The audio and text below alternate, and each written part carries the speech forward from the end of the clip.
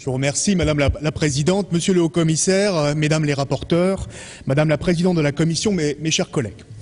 Avec cette proposition de loi sur le service civique, les jeunes disposeront d'un cadre clairement identifié pour s'engager dans un projet collectif d'intérêt général et exprimer leur générosité. À un moment où le chacun pour soi et l'individualisme triomphent, nous avons besoin de repères collectifs forts dans notre société. Le service civique, en tant qu'engagement désintéressé au service de la collectivité, représente une étape importante dans la construction d'une citoyenneté active pour les jeunes générations. La proposition de loi affirme clairement les objectifs de ce service civique: renforcer la cohésion sociale et la solidarité. Ces objectifs sont plus que jamais nécessaires dans un contexte de crise sans précédent où nous sentons bien la nécessité, partout sur nos territoires, de recréer du lien social et humain. Le service civique n'est pas une idée tout à fait nouvelle. Sans remonter à la loi Jourdan de 1798 qui posait pour la première fois le principe d'une conscription militaire pour les jeunes de 20 à 25 ans, les formes civiles du service national, comme l'aide technique ou la coopération, existaient déjà en 1965. Au début des années 90, ces formes civiles représentaient 15% du contingent des appelés, soit 30 000 jeunes. Dans le passé, reconnaissons-le, l'imaginaire collectif de notre peuple a eu tendance à idéaliser le rôle intégrateur du service national. Disons-le honnêtement, celui-ci n'a jamais été universel, car strictement masculin, à quelques exceptions près, et il n'a jamais vraiment été obligatoire. Certes, en 1914, 95% d'une classe d'âge masculine, soit 260 000 jeunes gens, étaient incorporés dans l'armée. Mais dans les années 90, un tiers des jeunes gens étaient exemptés pour raisons médicales ou réformés pour raisons administratives. Le service national n'a jamais été non plus égalitaire, dans la mesure où 80% des jeunes qui avaient un niveau Bac+2 échappaient au service militaire, quand 80% des jeunes qui avaient un niveau CAP l'effectuaient. C'est pourquoi nous considérons ce texte comme une première étape vers un service civique obligatoire, universel et le plus égal pour tous.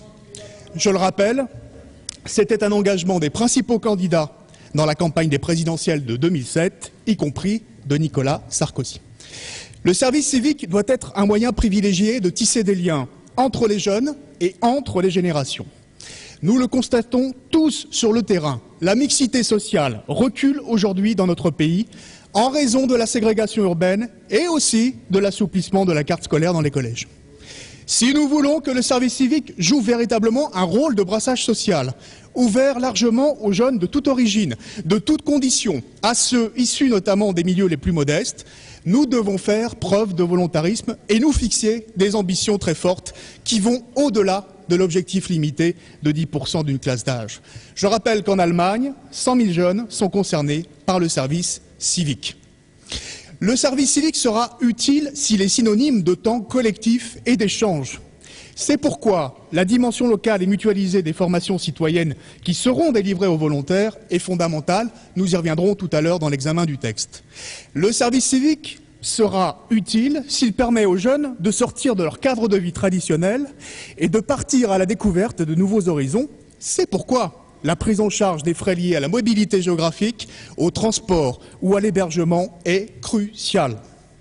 Nous avons souhaité, à travers ce texte, que le service civique se traduise par un engagement plein et entier au sein d'une collectivité ou d'une association.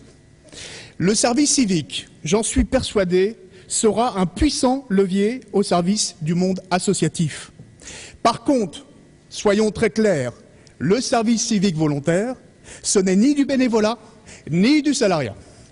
Nous partageons l'objectif de la proposition de loi qui est de simplifier et de rationaliser les différentes formes d'engagement et de volontariat en les rendant plus lisibles.